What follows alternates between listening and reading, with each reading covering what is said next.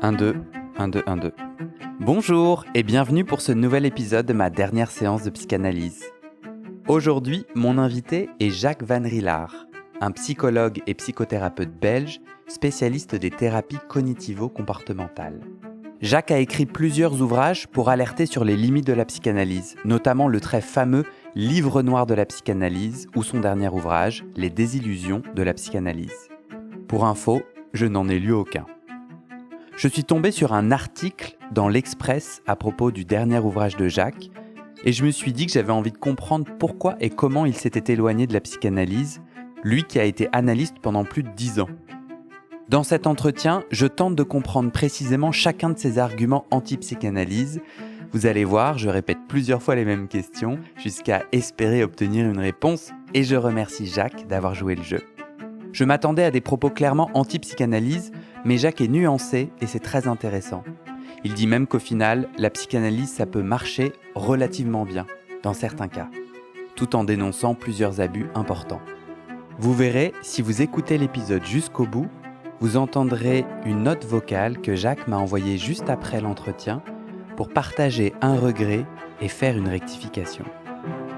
Je vous souhaite une très bonne écoute et je vous dis à bientôt.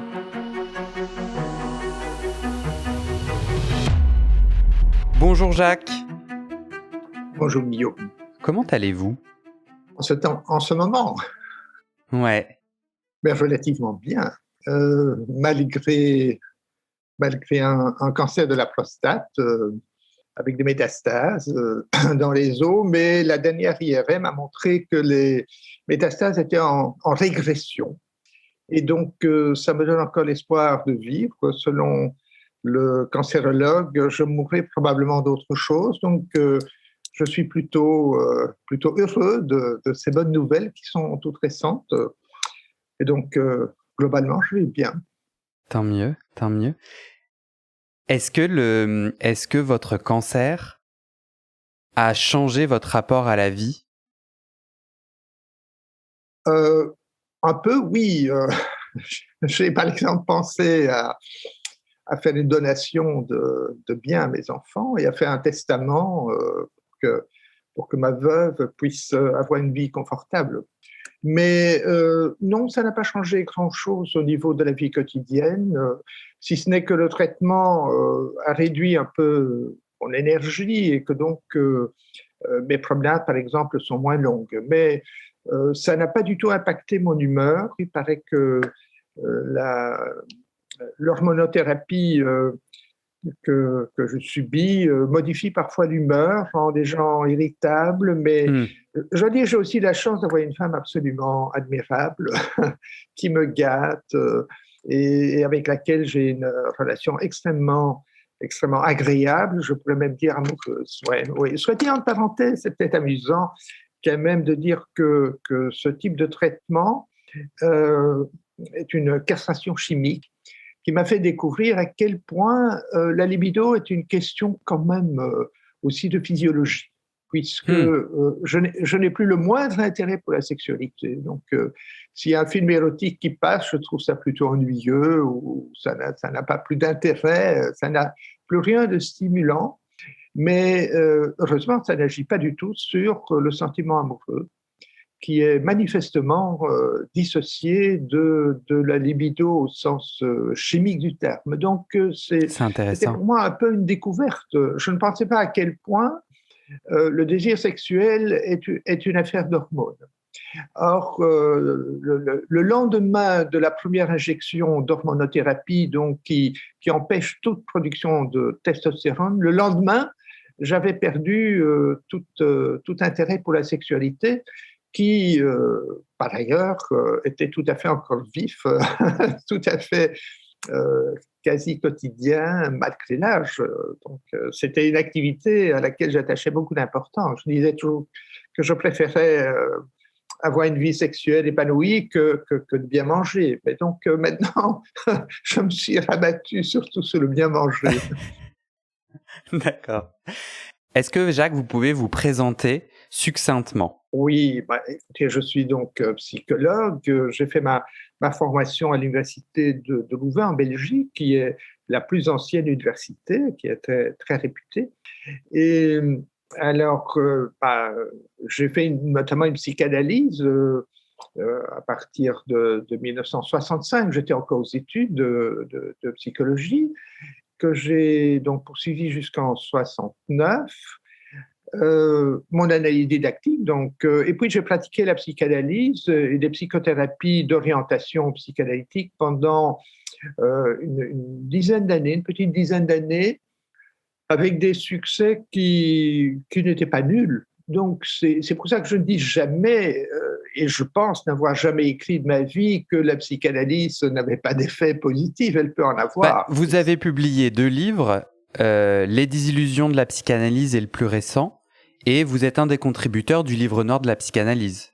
Oui. Donc, vous êtes plutôt contre? Oui, plutôt, pour diverses raisons, parce que, notamment, je pense qu'il y a mieux, et que aussi l'analyse prête à pas mal d'excès qui ont été, par exemple, bien dénoncés par certains psychanalystes eux-mêmes. Je pense notamment à Ferenczi, qui dans ses dernières œuvres, est très, très critique à l'égard de ses confrères et des abus qu'ils peuvent commettre. Alors avant qu'on plonge dans plus spécifiquement votre propos sur la psychanalyse, j'ai envie de bien comprendre votre chemin de psychanalyse à vous. Donc vous avez été analysant puis psychanalyste. Oui. Est-ce que vous savez me dire quel nœud intime vous avez travaillé pendant votre psychanalyse? Oui, alors, au risque de paraître un peu bizarre, foulé, prétentieux, je ne sais pas, je crois devoir dire que je n'avais pas de gros problèmes. Je n'avais pas de gros problèmes affectifs ou psychologiques, et donc cette analyse a été typiquement une didactique qu'il fallait faire pour devenir psychanalyste. Donc, je n'ai pas eu avant des anxiétés, des phobies particulières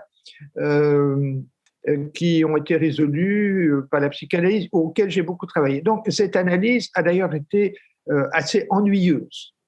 Un jour, j'ai dit au président de l'école belge de psychanalyse, je dis, écoutez, moi, dans mon analyse, je tourne en rond, je raconte toujours des banalités, j'ai beau faire, mais ça devient vraiment ennuyeux. Et il m'a dit, écoutez, si c'est tellement ennuyeux, alors votre analyse est terminée.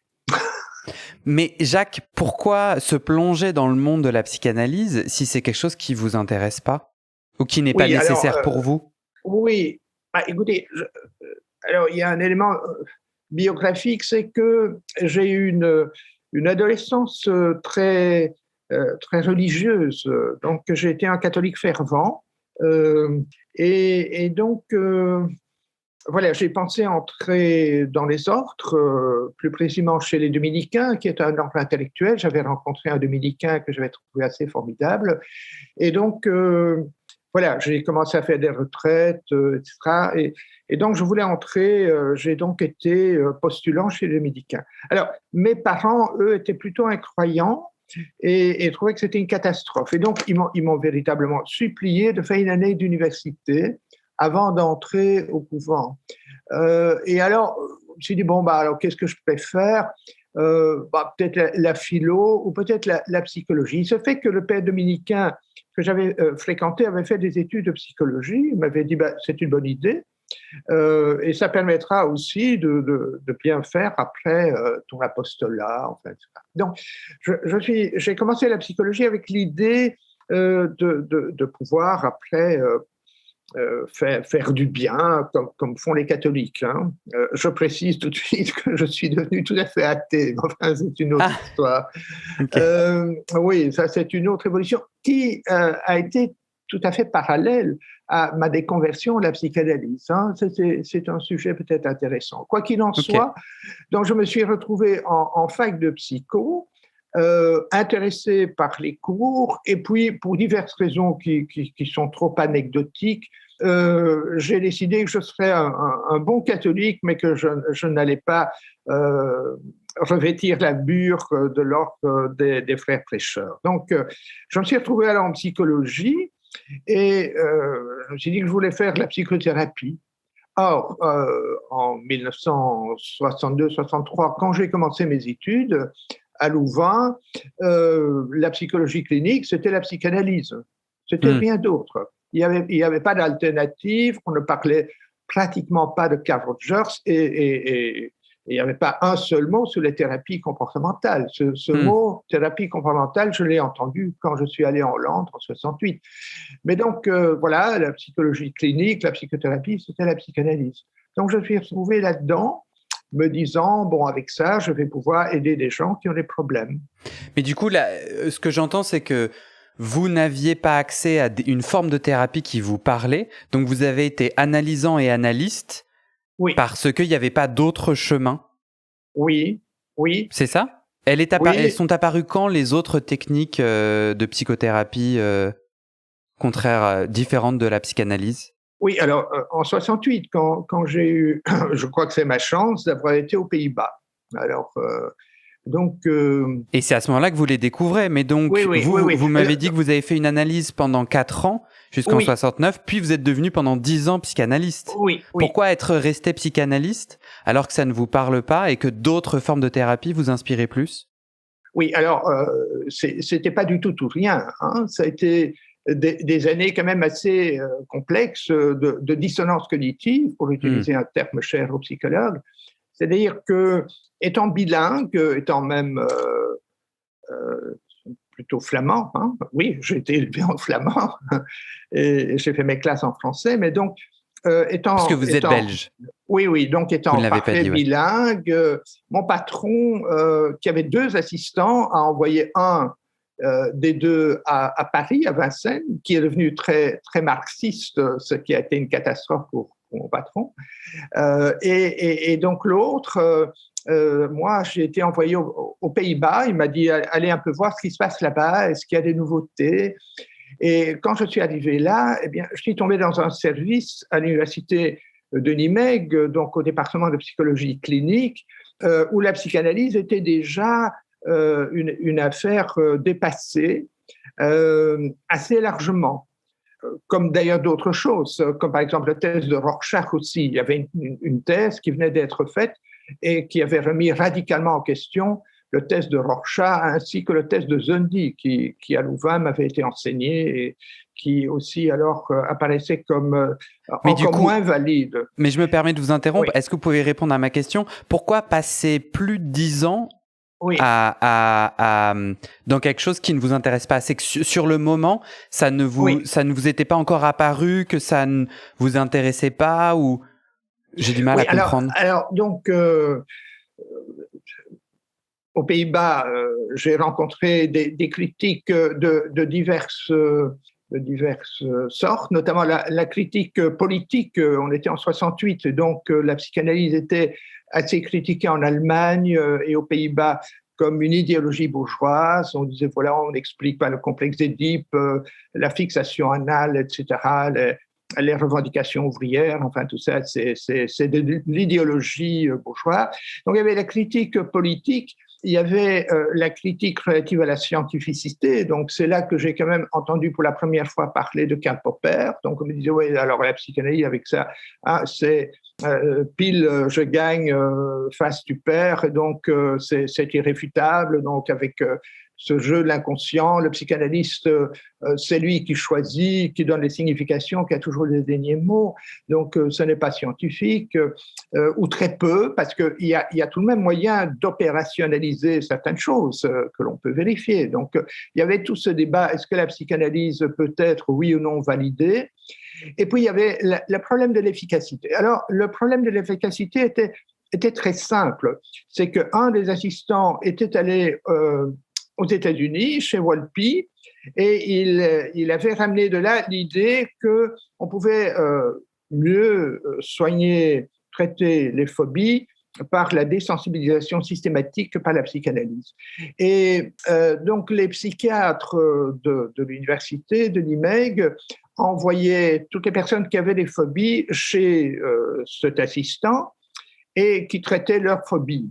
Et qui m'a proposé même d'assister in vivo à des traitements de phobie par des sensibilisations systématiques en imagination, mais aussi en réalité. Donc, j'ai vu comment on traitait de phobie d'ascenseur, par exemple. Le thérapeute allait avec le patient, ou bien une assistante ou une infirmière faisait les exercices, phobie de pigeons, donc on allait chercher des endroits où il y avait des pigeons, etc. Donc, je suis revenu de là, vu aussi ma pratique de personnes qui avaient des phobies, je suis revenu de là avec l'idée, pour les phobies, il y a un traitement qui marche, c'est la thérapie comportementale. Mais c'était quasi limité à ça. Donc vous continuez, et on est en quelle année là quand vous revenez des Pays-Bas? Alors, donc je suis resté 6 mois en 68. C'était assez excitant, évidemment, en 68. Et du coup, après 68, vous vous dites, pour les phobies, il y a ce traitement qui fonctionne bien, mais moi, je continue à être psychanalyste tout de même. Oui, exactement. Mais c'est pourquoi pourquoi je comprends pas comment on passe 10 ans et vous répondez pas à ma question et je vous la pose une dernière fois et si vous souhaitez pas y répondre, il n'y a pas de problème, mais vous me le dites parce que sinon je vais continuer à poser la question. Pourquoi rester pendant 10 ans dans un endroit qui n'est pas pour vous, qui ne fonctionne pas sur vous et qui ne fonctionne pas tout court? Oui, alors qui ne fonctionne pas sur moi, je répète, j'ai fait une analyse qui n'avait rien de thérapeutique. C'était une didactique qui n'a pas changé grand-chose dans ma vie. Alors, d'autre part, je travaillais à ma thèse, je suis revenu à Louvain, où tout était quand même encore psychanalytique.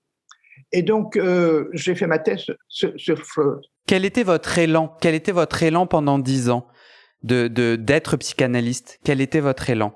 Mais parce que la thérapie comportementale, ça fonctionnait très bien et mieux pour les phobies, mais il y avait tous les autres pathologies. Et donc, ça fonctionnait tout de même fonctionnait relativement. D'accord. Encore que j'étais quand même... J'ai des images, je me sentais très désemparé, par exemple, des personnes, je pense notamment à des étudiants qui étaient homosexuels, qui découvraient leur homosexualité, et d'autres problèmes.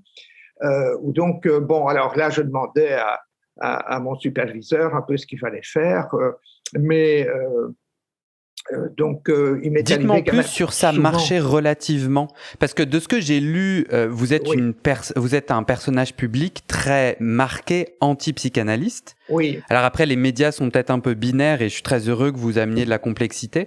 Mais moi, je m'attendais vous avez écrit plusieurs ouvrages pour dire à quel point la psychanalyse avait des limites et même était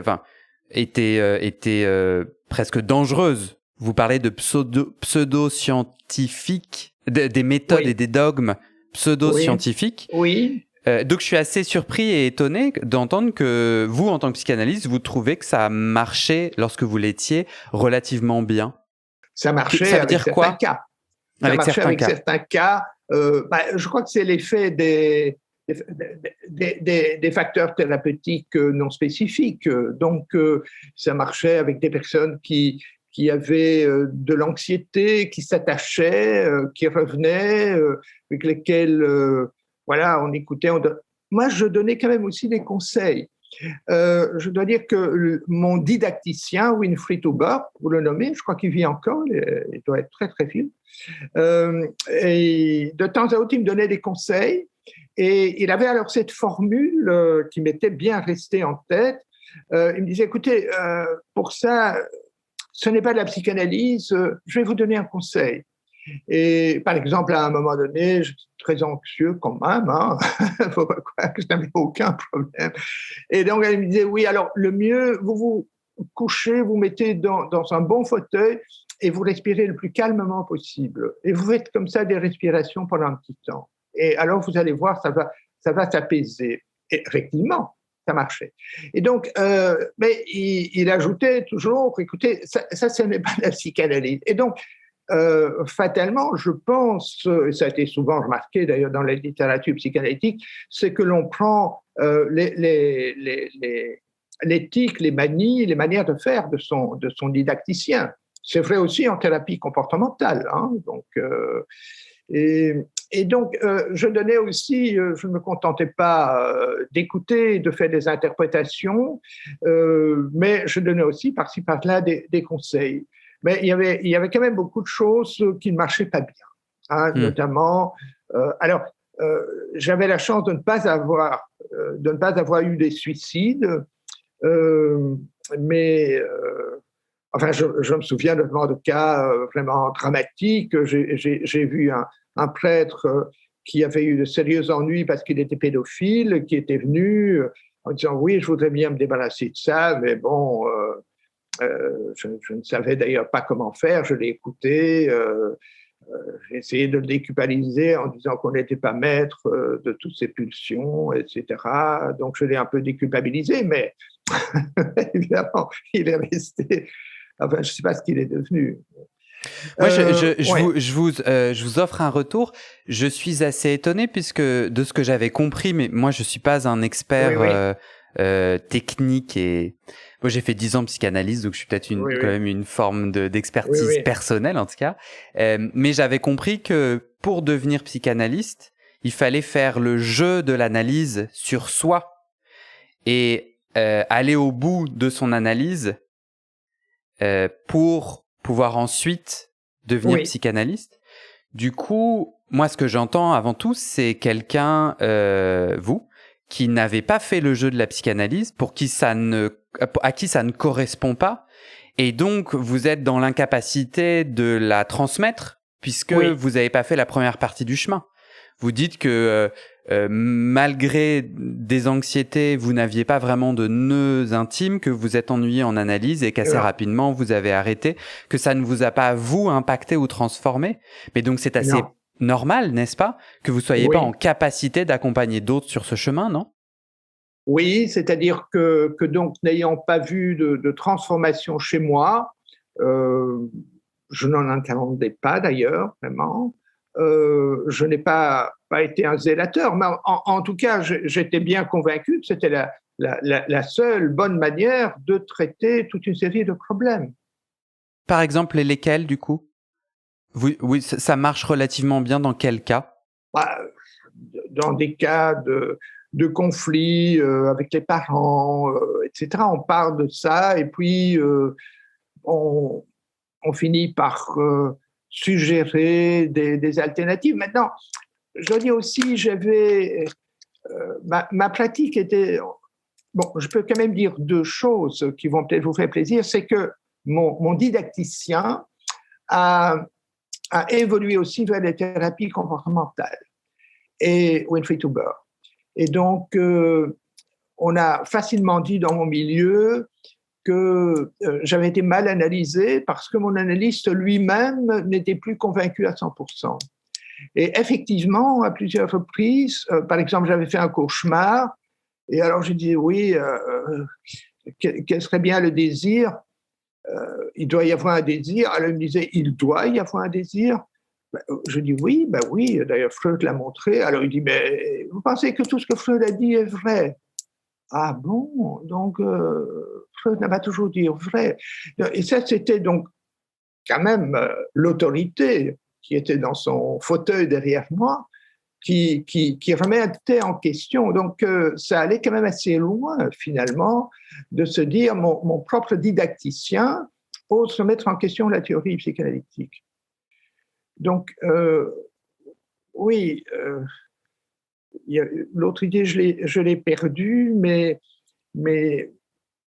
enfin tout ça pour dire que j'ai cru que c'était la meilleure voie, tout en étant peut-être pas, comme vous dites, très impliqué affectivement, puisque sur moi-même, je n'avais pas senti une véritable conversion au bienfait de la psychanalyse. Cette didactique avait été, je pense, relativement morne. J'ai pris des notes, bien que mon didacticien m'ait déconseillé d'en prendre. J'en ai quand même pris. J'ai relu dernièrement ces notes et je trouve que c'est très banal. Maintenant, je pense aussi que les personnes que j'ai eues moi-même en analyse passaient quand même souvent des séances assez banales où on parlait de choses peu intéressantes. Est-ce que vous pouvez synthétiser les principaux problèmes de la psychanalyse, les principales limites que vous avez mis en lumière dans plusieurs de vos ouvrages? Oui, alors, je dirais quand même que voilà, les problèmes, je ne vais pas donner un nom, hein, dire qu'il y en a trois ou quatre. Alors, un premier problème, c'est quand même que des interprétations me semblent facilement abusives. Par exemple, ce qui m'avait frappé dans ma propre analyse, c'est que je n'avais pas retrouvé véritablement le complexe d'Édipe. Je n'avais jamais ressenti un désir érotique ou libidinal pour ma mère. Hein.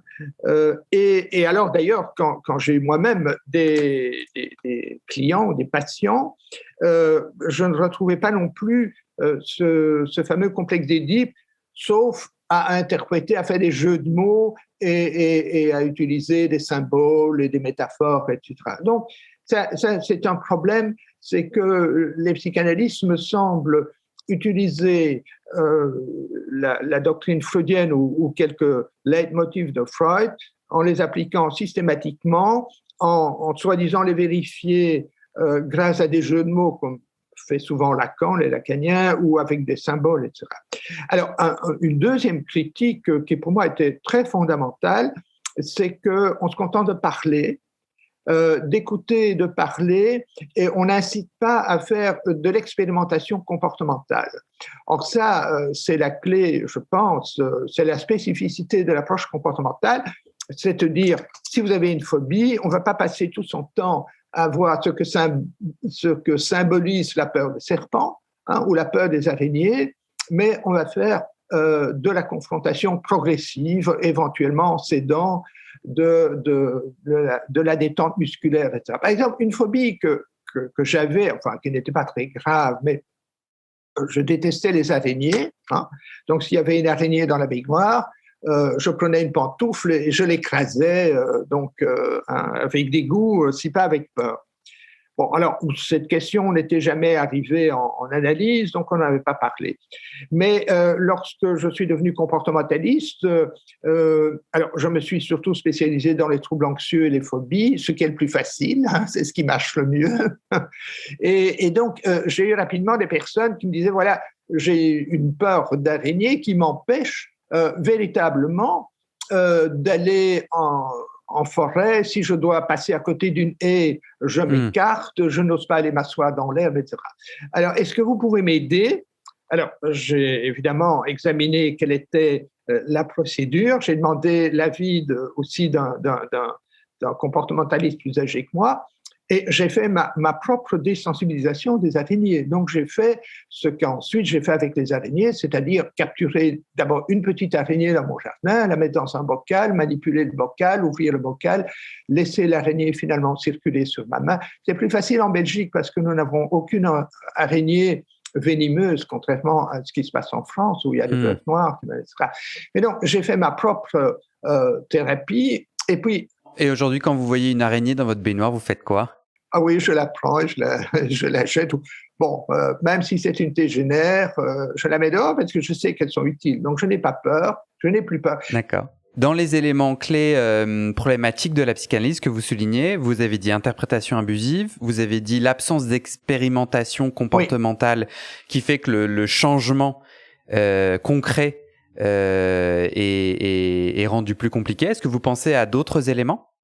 Oui, alors c'est que c'est moins efficace pour une série de problèmes. Alors, la thérapie comportementale ne résout pas tous les problèmes. Hein. Il m'est arrivé très régulièrement de recevoir quelqu'un dont je m'apercevais qu'il était paranoïaque, et vraiment paranoïaque, et de l'envoyer délicatement chez un psychiatre pour qu'il lui donne des neuroleptiques. Bon, il y a peut-être moyen de traiter ce genre de choses avec des approches cognitivo-comportementales, mais c'est très compliqué, hasardeux. Et donc, voilà, je sais très bien qu'il y a aussi nécessité parfois d'antidépresseurs. Quand les personnes étaient vraiment très déprimées, je les incitais à avoir leur médecin, généraliste ou psychiatre, prendre des antidépresseurs. Donc, je ne crois pas que la thérapie comportementale a fait le tour entier de la psychopathologie, mais pour une série de problèmes. Un problème qui est quand même relativement fréquent, et c'est quand même important d'y passer 2-3 minutes maintenant, ce sont les attaques de panique. Alors, les attaques de panique peuvent avoir diverses sources, bien sûr, mais elles ont souvent comme source un événement plus ou moins traumatisant qui fait que la personne va se mettre à respirer rapidement, à avoir la réaction fight or flight, la réaction de peur, et sa respiration va s'accélérer. Et ensuite, lorsqu'elle se retrouve dans la situation, elle va à nouveau adopter cette réaction, se mettre à respirer rapidement et faire de l'hyperventilation. Et donc, les personnes qui sont victimes sans le savoir d'un syndrome d'hyperventilation, qui vont se mettre à hyperventiler dès qu'ils se retrouvent dans les situations anxiogènes, ou même s'ils l'anticipent, puisque j'ai vu quand même aussi des gens qui n'osaient plus sortir de chez eux, qui étaient devenus complètement agoraphobes. J'ai été même 2 fois à domicile chez des personnes qui vivaient seules, qui n'osaient plus sortir. Et donc, j'ai vu aussi beaucoup de gens qui venaient avec leurs partenaires parce qu'ils n'osaient plus circuler seuls. Et dans un bon nombre de cas, le fait de les faire respirer très rapidement pendant 2-3 minutes, de leur faire découvrir les effets physiologiques d'une respiration dans laquelle on expulse trop vite l'oxygène et l'acide carbonique, va provoquer toute une série de réactions physiologiques et donc psychologiques qui sont celles que vous connaissez pour avoir gonflé un ballon à la bouche. Et donc, on entre alors dans la peur de cette réaction que l'on va mésattribuer, pour utiliser encore un concept psychologique, que l'on va attribuer à des problèmes inconscients qu'on ne comprend pas, etc., avoir le sentiment d'impuissance, et on est très mal parti. Et c'est comme ça que j'ai vu aussi des gens qui avaient été pendant 5 ans en psychanalyse, qui faisaient toujours des attaques de panique, et que j'ai traités, moi, en 3-4 heures. C'est intéressant parce que c'est la même chose dans votre analyse à vous. C'est ça que votre psychanalyse vous a vraiment transmis. C'est cette forme méditative de respiration.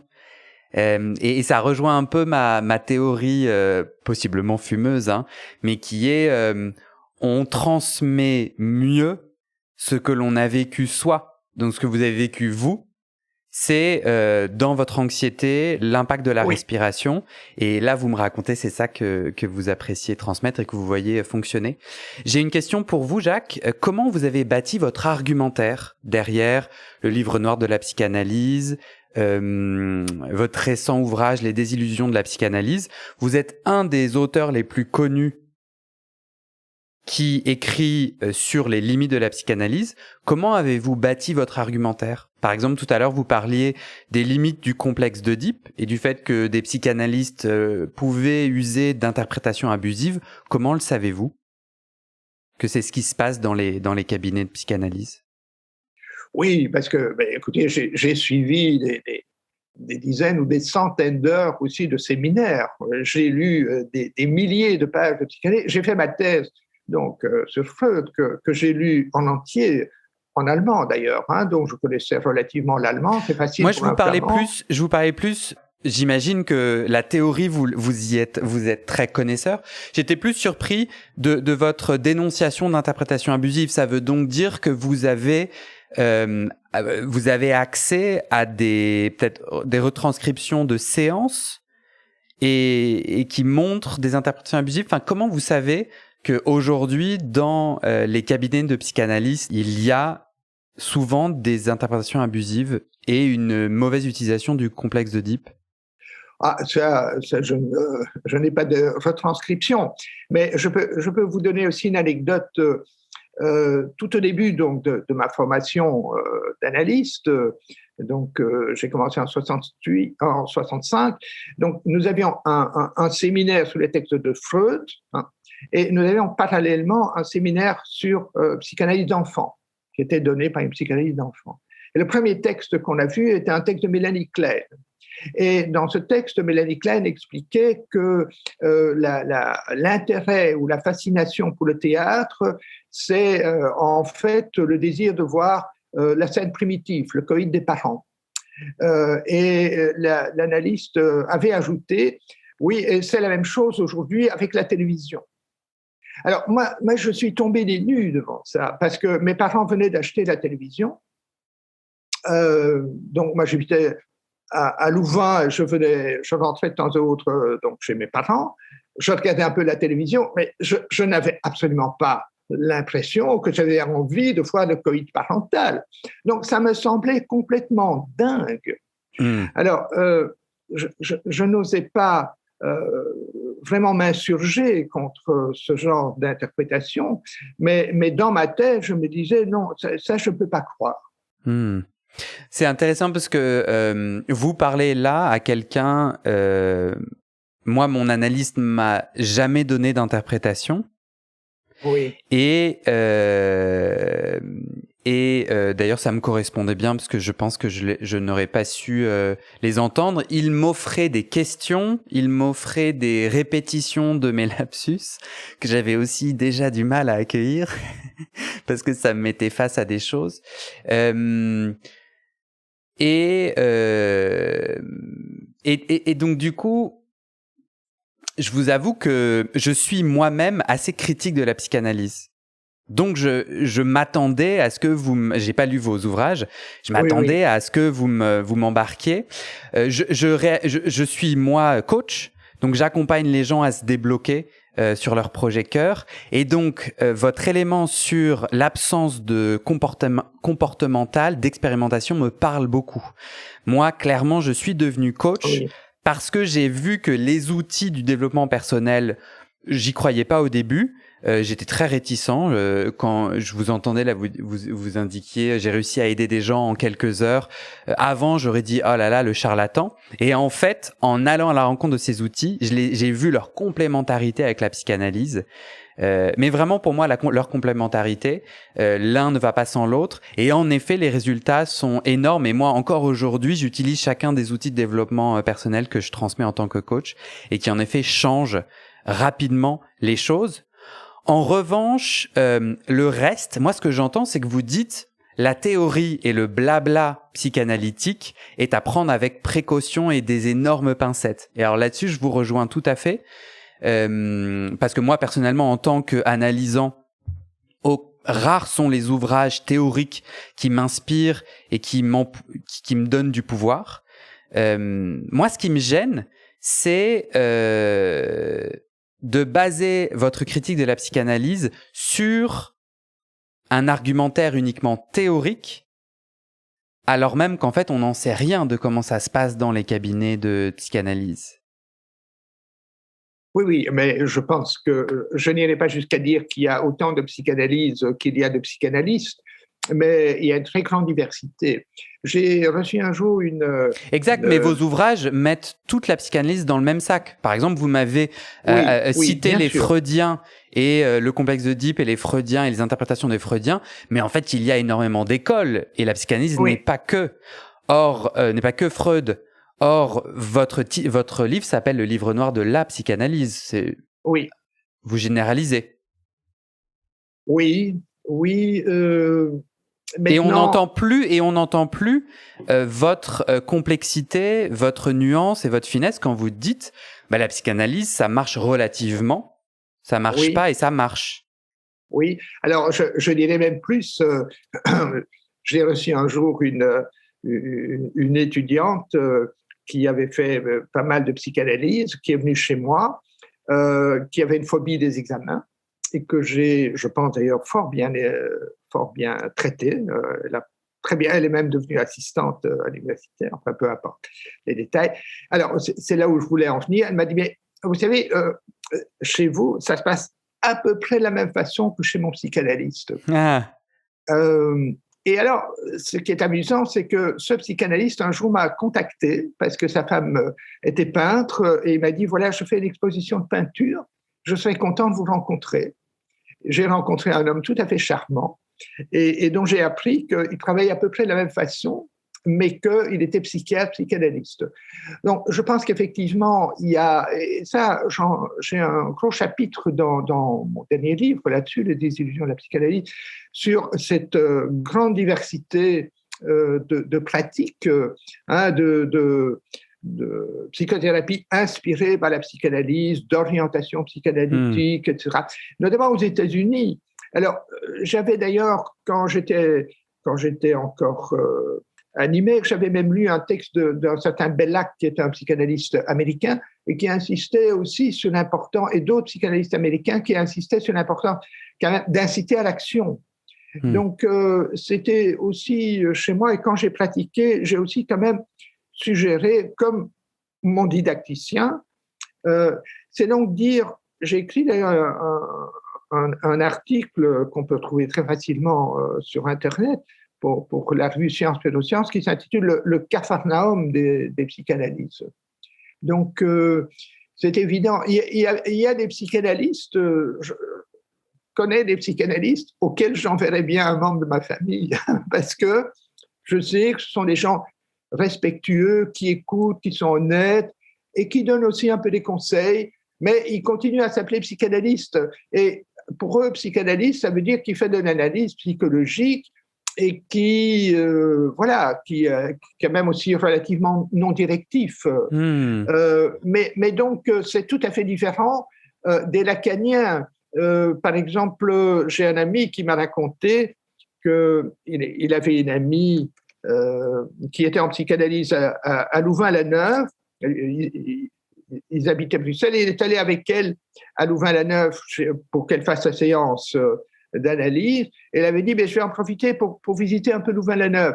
Elle avait dit, non, reste dans la voiture parce que ça ne dure jamais longtemps. Et il m'a dit, en moins de 10 minutes, elle était déjà de retour. Alors, je lui ai dit, mais tu n'as fait même pas 10 minutes de psychanalyse. Elle a dit, oui, mais je suis chez un lacanien. Les lacaniens sont des psychanalystes. Hein. Et donc, c'était à ma connaissance, un des rares lacaniens belges qui pratiquaient les analyses à durée variable. Parce qu'en Belgique, ce n'était pas la mode. Contrairement évidemment à Paris, à la France et tout ça. Mais donc là aussi, on voit une énorme disparité. Et c'est un abus pour vous ? Une séance de 10 minutes, c'est un abus ? Oui, je pense. Ou alors, il faudrait éventuellement dire, écoutez, on tourne en rond aujourd'hui, écoutez, au lieu de vous demander 80 €, ce sera 40 ou quelque chose comme ça. C'est sur la valeur aussi que ça vous choque. De ce que je comprenais, c'est que dans une analyse lacanienne, la séance est coupée à un endroit signifiant, sur un mot, et ça, vous y croyez pas, ça vous parle pas. Signifiant pour l'analyste, hein. Non, mais c'est facile comme explication. Donc, j'imagine qu'effectivement, ça peut être intéressant. Mais pourquoi alors ne pas faire comme votre analyste faisait, répéter. C'est d'ailleurs ce que fait aussi le comportementaliste, qui dit parfois, oui, vous me dites que, hein, et on invite la personne à prendre conscience de ce qu'elle vient de dire. Non, bien sûr. Et alors, on peut continuer là-dessus pendant un petit temps. Mais dire stop, voilà, à demain, merci. Lacan disait habituellement excellent, à demain. Mais ça, je trouve que c'est vraiment de l'abus de pouvoir et du charlatanisme. Oui, j'utilise ce terme. Et alors, Jacques, quel a été votre élan pour écrire des livres contre la psychanalyse ? Je vais vous dire le sous-entendu de ma question. Moi, ce que j'entends, c'est que vous avez découvert des formes de thérapie puissantes qui vous inspirent. Pourquoi ne pas avoir mis toute votre énergie pour promouvoir ce que vous appréciez ? Et parce qu'aujourd'hui, quand on vous tape dans Google, vous êtes un des visages de l'anti-psychanalyse et c'est malheureux. Donc moi, je n'ai pas lu vos ouvrages, je le reconnais, mais les 4e de couverture sont assez assassins contre la psychanalyse. Et moi, en fait, je découvre un personnage beaucoup plus nuancé que ce que... Mais alors, c'est quoi ? Vous êtes pris dans la binarité médiatique qui fait que vous êtes soit pour, soit contre, et c'est votre éditeur qui choisit les titres de vos livres. C'est ça ? Oui, alors, dire que c'est... Il faut savoir que j'avais écrit un livre tout à fait psychanalytique en 1975, L'agressivité humaine, qui a pour sous-titre Approche freudienne. C'était une version vulgarisée de ma thèse. Alors, l'éditeur avait trouvé que c'était un bon livre, ça se vendait assez bien. À l'époque, il y avait on ne vendait pas autant de livres que maintenant, bien sûr. Alors, il m'a proposé d'écrire autre chose. Et j'ai voulu faire alors vraiment un bilan de la psychanalyse avec ce que j'avais appris aux Pays-Bas, etc. Et je suis tombé sur un livre qui m'a profondément marqué. C'est le livre d'Henri Ellenberger, À la découverte de l'inconscient, dans lequel on découvre plusieurs choses, notamment que Freud est beaucoup moins original que ce qu'on imagine. Par exemple, sur les lapsus, il y a des tas d'études déjà avant où on dit voilà, les lapsus sont significatifs, ce qu'on savait d'ailleurs. Il y a des auteurs qui utilisent cette technique, Shakespeare, etc.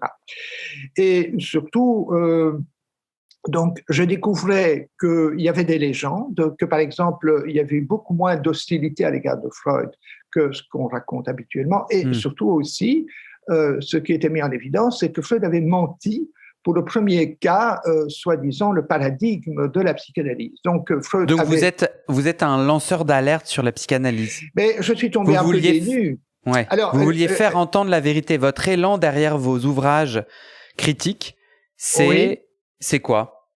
Non, mais dans un premier temps, mon ouvrage, c'est d'ailleurs le contrat qui avait été signé, s'intitulait « Science et illusion dans la psychanalyse ». Et donc, je voulais faire le tri. Et en écrivant l'ouvrage, j'ai vu qu'il y avait de plus en plus d'idées, soi-disant freudiennes, qui n'étaient pas originales, que Freud, en général, faisait des généralisations abusives. Donc, les rêves peuvent traduire des désirs, mais pas forcément, etc.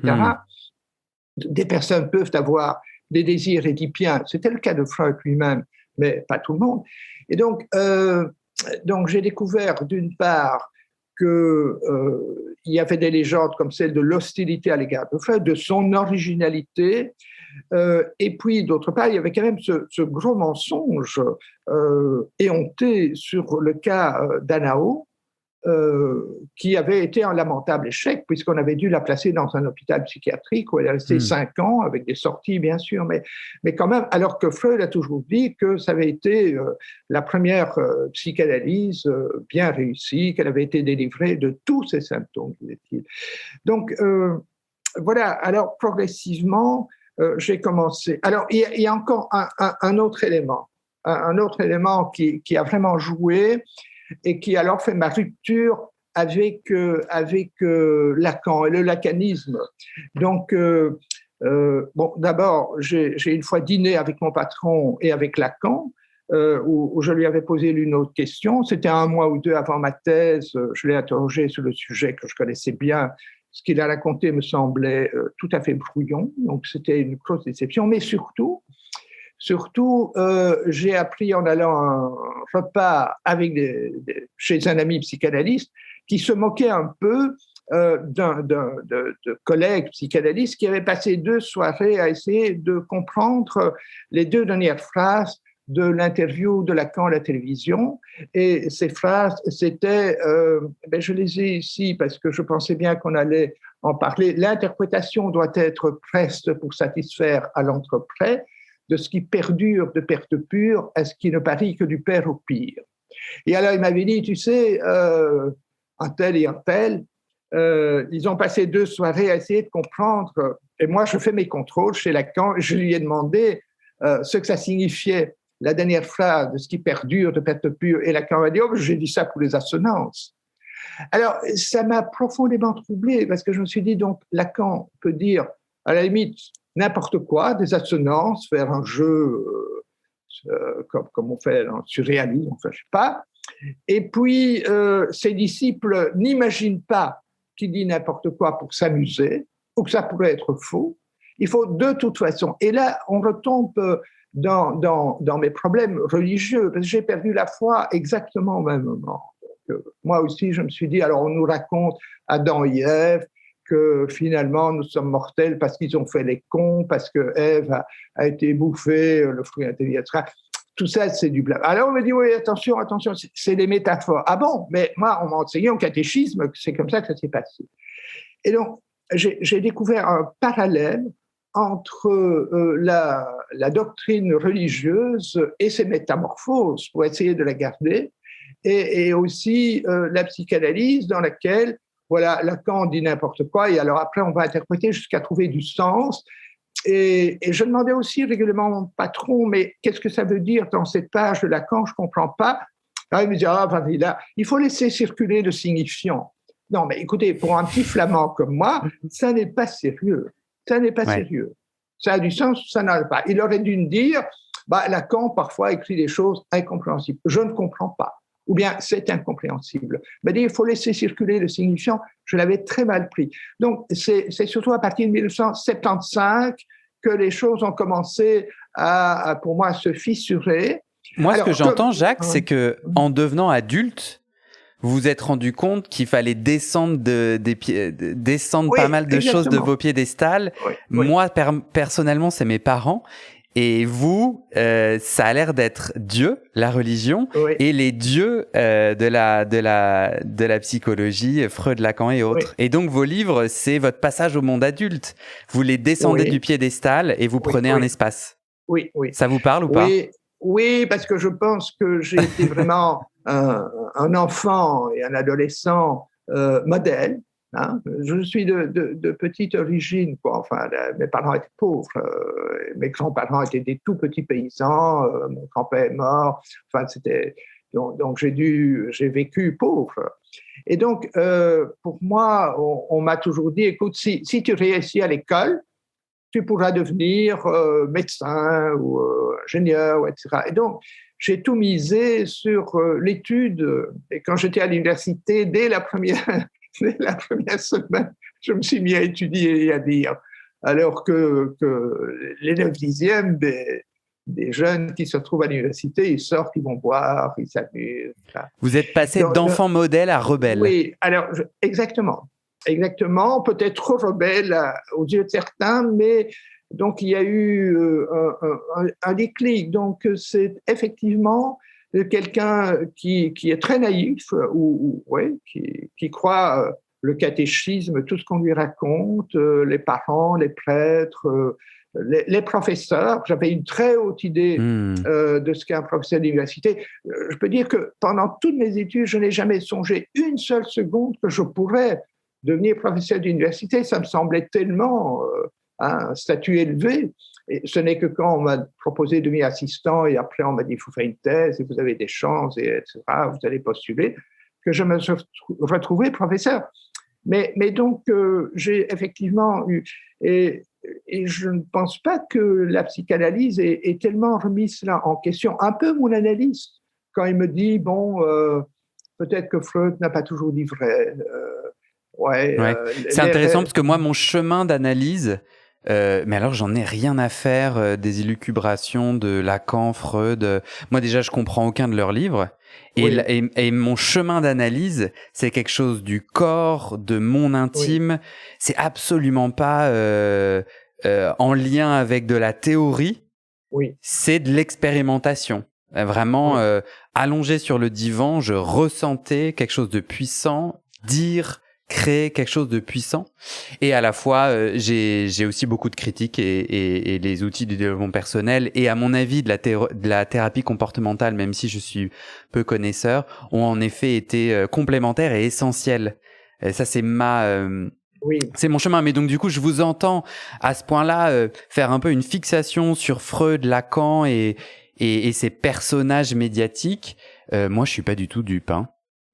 Enfin, en tout cas, moi, je me suis pas engagé dans la psychanalyse du tout en lien avec ces figures ou cette théorie. Donc, je trouve votre témoignage très intéressant et très riche. Oui. Je peux rajouter d'ailleurs un détail. Alors, j'ai fait ma thèse sur l'agressivité en psychanalyse.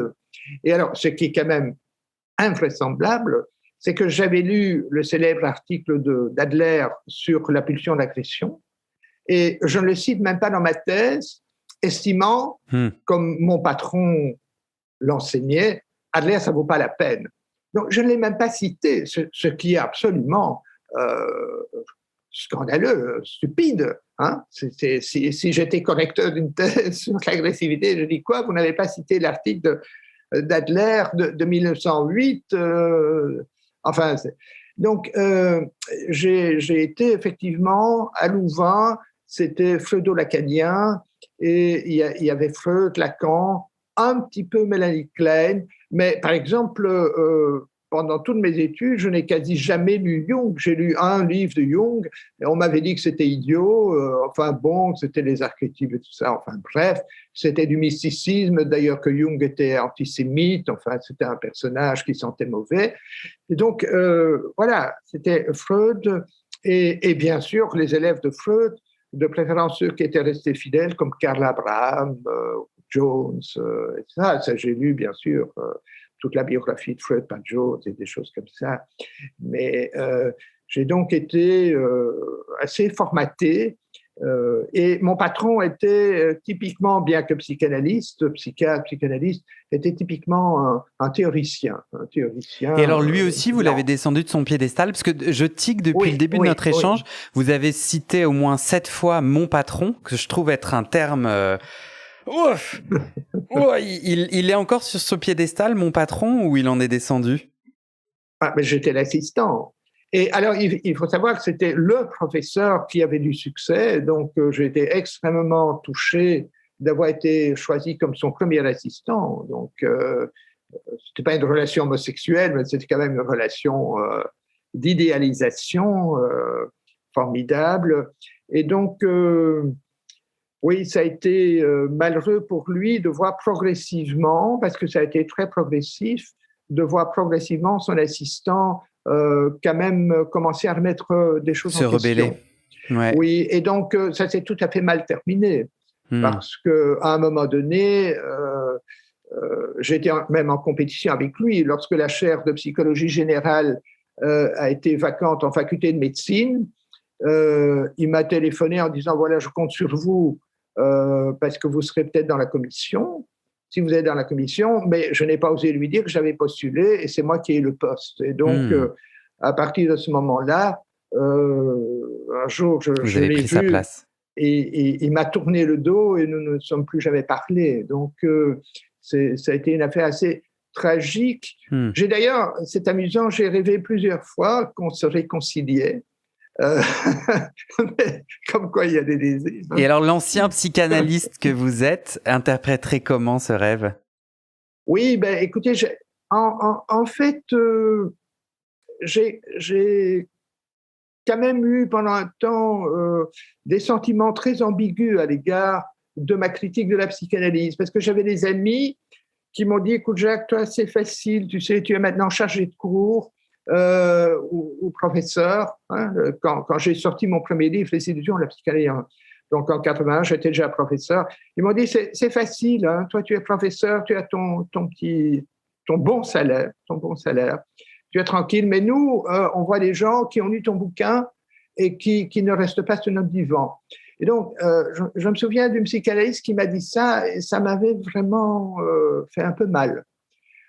Je m'étais dit oui, mais enfin voilà, la vérité est au prix de souffrance. Et donc, ouais, j'ai eu aussi la nostalgie un petit peu de ce côté, je dirais, un peu franc-maçon de la psychanalyse, parce que nous avions beaucoup de restos ensemble. Il y avait un très fort compagnonnage, un très fort groupe. Une partie, d'ailleurs, c'était donc les années 70, il y avait même une partie qui partousait, ce que ma femme n'aurait jamais admis et ce que moi, j'aurais peut-être bien été curieux, mais enfin, ce que je n'ai jamais pratiqué. Donc, en Belgique, il y avait une communauté de psychanalystes qui organisaient des partous sexuels entre eux. Quelques-uns. Ah non, mais je ne voudrais surtout pas généraliser. Je voulais dire que il y avait vraiment des liens affectifs très forts dans la communauté psychanalytique. Hein. On n'allait pas seulement ensemble au séminaire, discuter des textes, mais après ça, on allait manger ensemble, on dînait ensemble, on faisait 2 repas ensemble. On était amis, on se voyait les uns chez les autres, avec nos épouses respectives et tout ça. Et tout ça, on n'a pas dans la communauté comportementale. J'avais, moi, un peu essayé de dire, écoutez, il faut faire des intervisions, il faut... moi-même, j'avais fait un petit groupe de comportementalistes tout au début de ma formation. Ça avait assez bien marché, mais ce n'est pas dans les mœurs. Donc, la psychanalyse, c'est quand même fort différent, quoi. On va terminer, Jacques, avec une dernière question. Je sais qu'il y a pas mal d'analysants et d'analysantes qui écoutent ce podcast. Est-ce que vous auriez un conseil pour celles et ceux qui se posent la question de la dernière séance, qui se posent la question d'arrêter leur psychanalyse? Oui, écoutez, d'oser penser par soi-même, hein, le leitmotiv des Lumières, hein, Audi sapere, ose penser par toi-même. Alors, si ça fait encore du bien, parce qu'il y a des gens qui en ont besoin pour garder la tête hors de l'eau. Hein. Donc, ça, moi-même, en tant que comportementaliste, écoutez, je vous avoue, j'ai vu des gens, parfois pendant des années, qui étaient borderline, et que je ne parvenais pas à vraiment sortir de cet état extrêmement pénible, de réaction impulsive, etc. Hein, vous connaissez les borderline. Donc, il y a des gens qui ont besoin de garder cette relation. Alors, s'ils ne sont pas exploités, ils peuvent continuer, mais ils doivent tout de même aussi oser faire l'expérience d'un arrêt à convenir. Alors, le truc du psychanalyste, ça je connais bien, c'est de dire, écoutez, on peut interrompre, mais je ne sais pas quand je vous reprendrai parce que j'ai une liste d'attente. Alors, il faut savoir qu'il y a quand même des analystes en Belgique hein, qui n'ont pas du tout des listes d'attente et qui seraient, en tout cas en Belgique, qui seraient ravis de vous recevoir. Je suppose qu'en France, il y en a beaucoup aussi. Et que si l'analyste dit « je ne sais pas si je pourrais vous reprendre parce que voilà, j'ai beaucoup de monde », je pense que la personne pourrait retrouver quand même un analyste. J'ai l'impression, Entendu. Mais ça, je ne sais pas. Merci beaucoup, Jacques. C'était très agréable, les questions étaient très pertinentes et j'ai trouvé ça très, très cordial. Oui, je vous souhaite bonne continuation dans votre métier de coach. Je signale que Stuart Schneiderman, je ne sais pas si vous connaissez, était un lacanien, a été un des principaux lacaniens, même le principal lacanien à New York, et aujourd'hui, il est coach. Donc, si vous allez sur mon blog Mediapart et que vous tapez Schneiderman, vous allez voir son itinéraire. Il est peut-être parallèle au vôtre. Avec plaisir, et je rajoute dans le descriptif de cet épisode votre lien vers votre blog pour que les auditrices et auditeurs puissent le découvrir. Merci Jacques, très bonne journée à vous. Merci aussi, oui. Au revoir. Okay. Bonne continuation. Au revoir.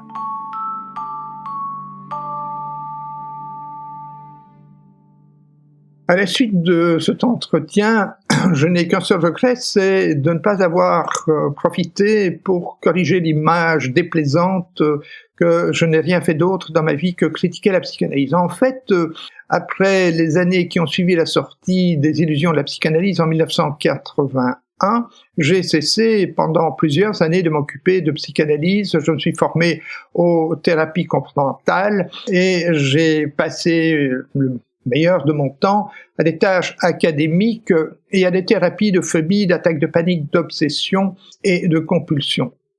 Alors, en septembre 2004, l'éditeur des Arènes m'a demandé de contribuer à un livre qui ferait le bilan critique de la psychanalyse. Je n'étais pas enchanté, mais j'ai quand même cru que c'était mon devoir parce que j'ai pensé aux malheureux qui s'imaginent que la psychanalyse est le top des psychothérapies et qu'il n'y a pas grand-chose d'autre de valable. J'ai aussi pensé aux étudiants qui s'épuisent à mémoriser des textes lacaniens auxquels leurs enseignants eux-mêmes ne comprennent pas grand-chose. Alors, entre-temps, j'avais publié en 1992 La gestion de soi, qui correspondait au cours de psychologie que je donnais aux étudiants de première année à l'université. Je donnais aussi aux psychologues des cours de relaxation et j'ai publié des petits ouvrages de thérapie comportementale et avec une collègue qui était spécialisée en psychologie pédiatrique, j'ai publié L'accompagnement psychologique des enfants malades où les noms de Freud, de Lacan, de Dolto n'apparaissaient pas une seule fois. Donc, je suis loin d'avoir consacré toute ma vie à critiquer la psychanalyse. C'est loin d'être ma seule activité, même aujourd'hui.